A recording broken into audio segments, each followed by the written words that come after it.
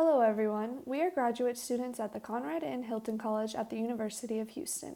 We will be presenting a service analysis of Mambo Seafood, specifically the Hillcroft and Belair location.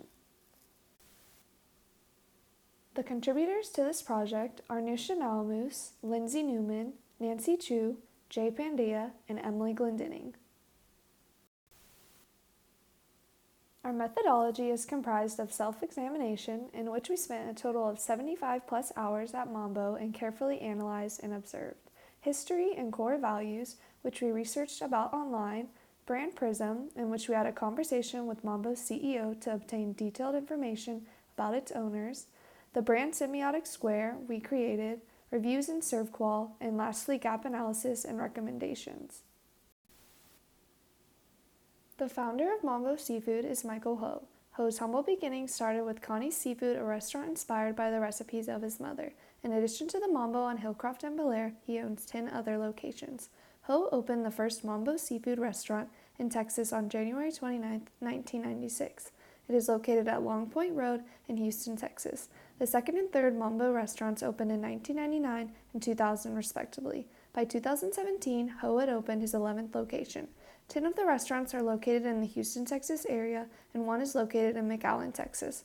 Mambo Seafood restaurants offer a menu of various seafood dishes prepared with the best elements of traditional and innovative American, Latin, and Pacific seafood cuisines. Mambo's mission statement is reflected in the following core values: freshness and affordability. We chose to group these two together because they are Mambo's bread and butter. The idea that you can get fresh seafood for an affordable price and you do not have to sacrifice one for the other. Culture. Mambo is a fusion of multiple cultures. It has the welcoming nature of the Latin American culture as well as stays true to its Pacific roots. And lastly, community. Mambo partners with several local charities such as Steps for Students, but its greatest contribution is providing jobs for the people in the communities it serves. Mambonifico is a made-up word that is a key term in the Mambo culture. It has no set definition, but we chose to define it as going above and beyond to surpass expectations. In simple terms, it is an experience so good that it surprises you. This term leads to Mambo's goal of a Mambonifico experience, one that is personalized and so pleasant that it makes you eager to return. Not only is the term used widely throughout all Mambo Seafood locations, it is also used to describe leadership roles, team members, and the quality of food and service. The Brand Identity Prism is a tool that is used to help analyze a brand. It is made up of 6 components, the left side being external and the right side internal. The external components are physique, relationship, and reflection.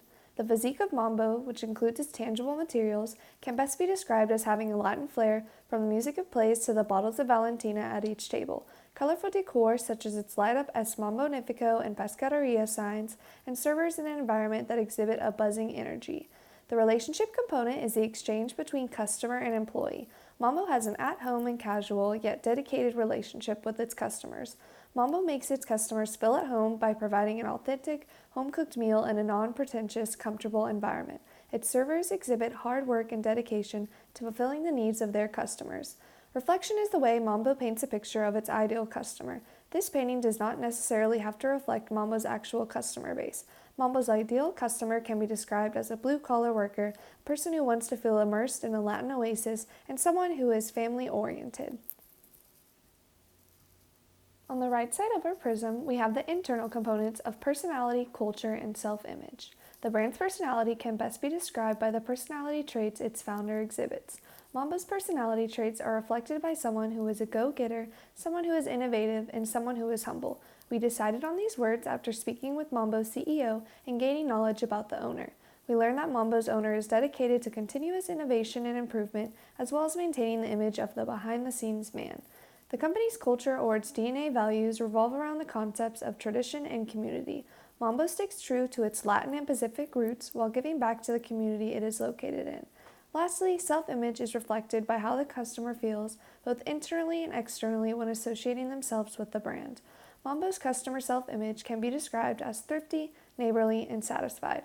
Customers feel they are getting a quality meal for a great price while contributing to an establishment in their community. Next, we will discuss the elements of Mambo's semiotic square. We used a semiotic square to identify the multiple dimensions of consumer types at Mambo Seafood. The left side categorizes consumers by eating habits, while the right side categorizes them by loyalty level. The first type of eater is the cuisine connoisseur, someone who is looking for authentic food without the need for a passport, rather a short drive away. The next type is the home-cooked home buddy, someone who is looking for the kind of food that makes them feel at home and gives them a sense of familiarity. The group with a higher level of loyalty is our native neighbors, people who live in the area and visit Mambo regularly. In other words, Mambo is their go-to spot. Next, we have our foreign friends, people who are just driving by or scrolling online, see the buzz of Mambo, and choose to stop by. Our hidden group is the anything but seafood consumers, those people in a group who do not care for seafood but will tag along with the rest of the group and order something alternative. Our most dominant consumer group is the Mambo Maniacs. These are regulars who come to Mambo for its great food and great prices and keep coming back. We analyzed a total of 300 plus online reviews as well as completed 75 plus observation hours collectively in order to gather sufficient data. The review platforms we analyzed were Yelp, Google Reviews, and Facebook. 76.3% of our total reviews were positive and consisted of 4 and 5-star reviews, while 23.7% were negative and consisted of 1, 2, and 3-star reviews. We identified 3 top recurring themes in the positive reviews. The first factor was authentic cuisine, which contributed to 44.1% of the positive reviews. Next, great and quick service contributed to 28% of the reviews. Lastly, low prices contributed to 27.9% of the reviews. An interesting and Mambo-nifico observation was that 91% of the positive reviews mentioned Mambo rice. The first most recurring complaint we observed in the negative reviews was communication, which contributed to 35.9% of the reviews. Poor service, including orders that were forgotten, contributed to 35.2% of the reviews, while a poor food experience contributed to 28.9%. Based on our findings from Mambo's negative reviews previously mentioned, we analyzed the data to find specific areas with room for improvement. The ServQual components we chose to analyze were empathy, responsiveness, and reliability. Under empathy, an area of weakness we observed that Mambo can improve on was communication. We further broke down poor communication by identifying its 2 contributing factors, lack of signage and a language barrier. There was a significant handful of reviewers who mentioned that upon walking into Mambo, they felt confused and unsure of whether to seat themselves or wait for someone to greet them. Several reviews also mentioned that it was difficult to communicate with servers due to the language barrier. In regard to responsiveness, the majority of negative reviews complained about service. We observed that a handful of reviews mentioned that service is inconsistent with the food at Mambo. Under reliability, we identified food experience as an area of weakness at Mambo. We gathered that length of time it takes for food to arrive and incorrect orders were the 2 greatest contributing factors to reviewers' food experiences. Several reviewers complained about their food taking a while to arrive to the table, but some acknowledged that Mambo was also extremely busy. Going forward with our recommendations, we will group food experience and inconsistent service as they are directly related. We will complete our presentation with a gap analysis followed by recommendations for bridging the gaps. Mambo's top areas of weakness were classified according to the gap analysis model. Gap 1 errors are classified as design flaws and are caused by poor service design and/or inappropriate expectations. For Mambo's first Gap 1 error, lack of signage, we recommend putting a "Please wait to be seated" sign by the entryway. In conjunction with this, we recommend that specific employees be in charge of hosting in order to help reduce confusion and chaos. For Mambo's language barrier, we recommend offering a higher hourly wage to bilingual employees. A higher hourly wage could result in more English and Spanish-speaking applicants.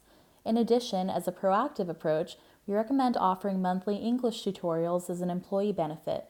We also recommend incorporating a tablet ordering system. This could reduce the communication difficulty caused by the language barrier. Gap 2 errors are classified as delivery flaws and are caused by incorrect delivery and/or inappropriate perceptions. For Mambo's issue of incorrect orders, a tablet ordering system could once again prove to be useful by minimizing the chance of entering an order incorrectly into the POS. An additional benefit of tablet ordering systems is that most of them have games available for purchase. This provides a form of entertainment for children. Repeating orders back to guests could help reduce order errors as well. Although this is a simple change, it offers an extra measure of reassurance. In regard to Mambo's issue with inconsistent service, which includes lack of employee engagement, we recommend establishing an employee incentives program. The incentives could be rewarded based on any positive feedback guests give via comment cards. Additionally, we recommend establishing a service standard for all employees where they ask guests if it is their first time dining at Mambo.